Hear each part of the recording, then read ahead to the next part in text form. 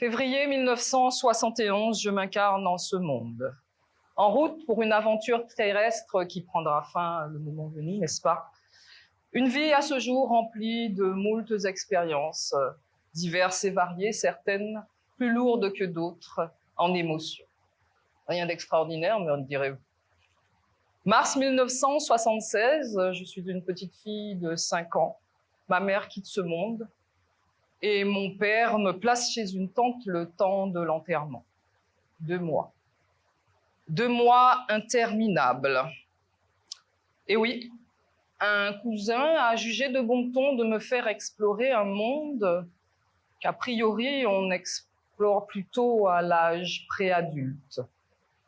La première fois me laissera longtemps une odeur particulière, le genre d'odeur qui vous colle à la peau, qui vous colle à la bouche, qui vous donne le cœur, vous donne envie de vomir à chaque relation intime.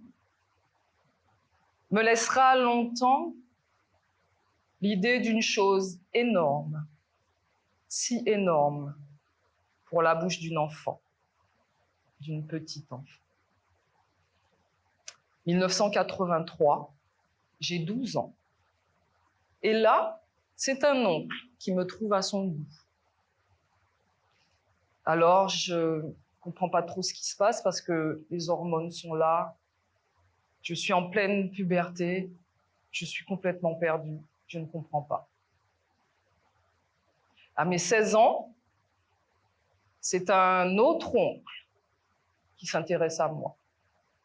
Et cette fois-ci, je me dis, mais il y a quelque chose qui ne va pas. Tout ceci n'est pas normal.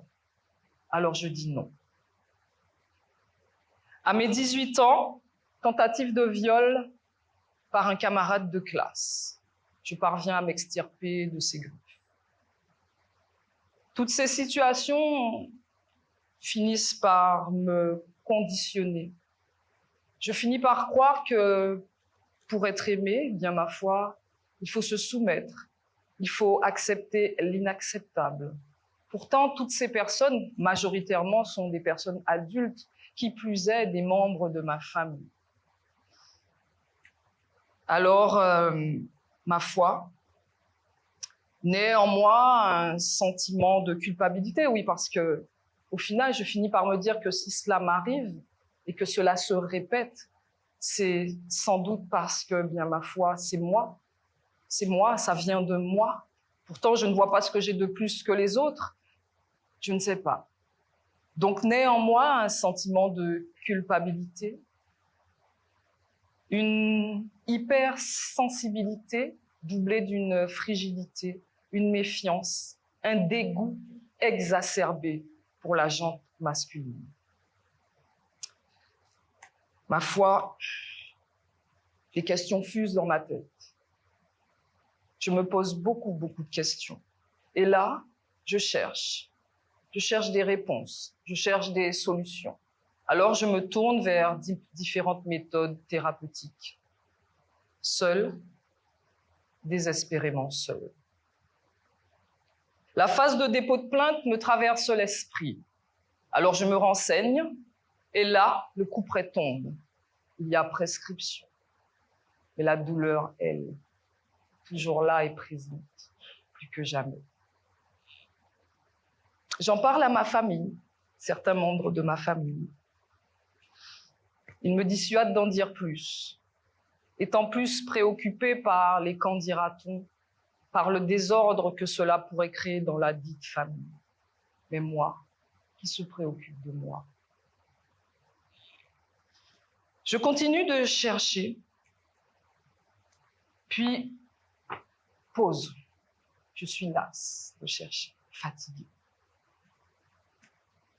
À l'époque, j'ai 33 ans, l'âge de la mort du Christ, paraît-il. Mourir pour renaître de ses cendres tel le phénix. Alors, ma foi, qu'à cela ne tienne, je choisis de vivre. Virage à 360 degrés. Je décide de mettre tout ceci de côté. Ma foi, tout cela appartient au passé, après tout. S'ensuit alors un mariage heureux, 2 enfants formidables, une jolie maison, une belle voiture. Tous les ingrédients d'une vie réussie aux yeux du monde. Mais l'autre est là, tapis dans l'ombre, prêt à bondir. Et là, paf! Tel un tsunami, tout me revient en pleine face, au détour d'une émission télé. Messieurs, dames, le pouvoir des médias.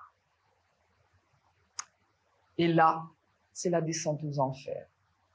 Divorce, relation tumultueuse avec mon fils, surprotection de ma fille, qui est là ce soir, arrêt de travail à répétition, dépression, pensée suicidaire. 33 ans. J'ai 33 ans.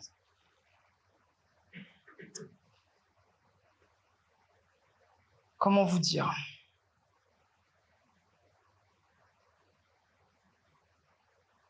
Je cherche quand même, parce que, au fond de moi, je suis une femme puissante, forte, résiliente. Alors je vais encore chercher, je vais descendre dans le indidin de moi-même, dans mon tréfonds. Seule solution pour vraiment trouver la solution. Et la solution me viendra de ma spiritualité. Je parle bien de spiritualité. Et puis, je cogite et je prends conscience que mes expériences sont celles de beaucoup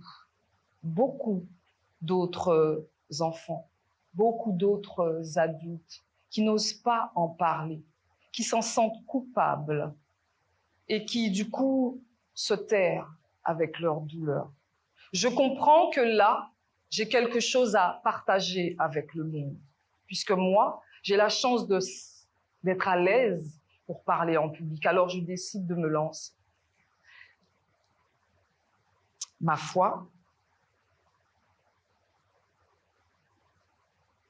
qu'il en soit fait selon la volonté, je me dis bien ma foi, je vais me lancer, moi, et comment je vais le faire?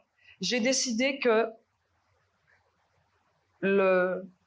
ces histoires sont le kitsungi de ma vie. Le kitsungi, c'est un art japonais qui consiste à sublimer d'un fil d'or les fêlures d'un objet cassé. C'est un art de résilience.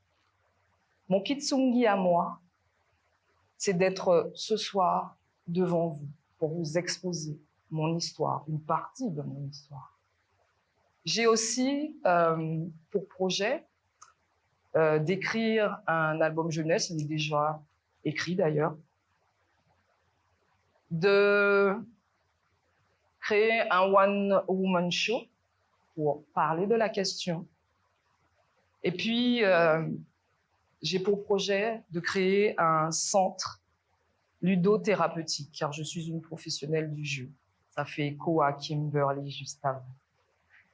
Et du coup, cet espace, ce sera un lieu de résilience, un lieu basé donc sur le jeu à destination des enfants, un lieu ressource, un lieu d'accueil, d'échange, mais surtout un lieu avec des professionnels dédiés pour accompagner et aider les enfants traumatisés. Chers amis, comment vous dire? Il faut savoir que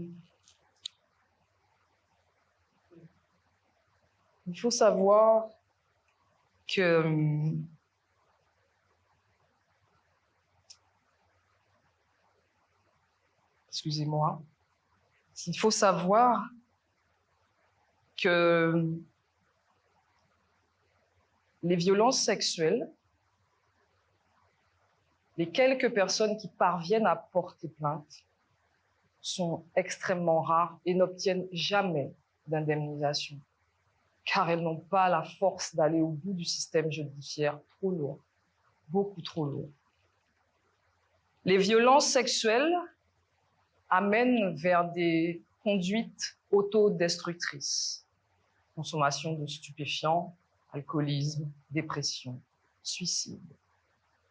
En Martinique, nous avons la chance d'avoir une association, l'âme Vie, qui accompagne et aide les victimes qui ont le courage de porter plainte. Messieurs, dames, l'école a repris cette semaine. Dans chaque classe de 20 élèves, sachez qu'il y a au moins 3 enfants qui subissent des violences sexuelles.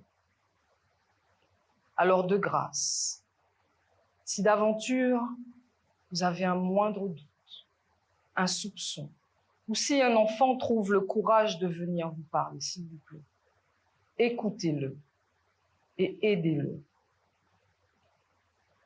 Nous sommes les garants du bien-être de nos enfants et nous pouvons tous agir. Alors, ma foi, puisque nous sommes les adultes, nous avons le devoir, nous avons le pouvoir. Alors, utilisons-le.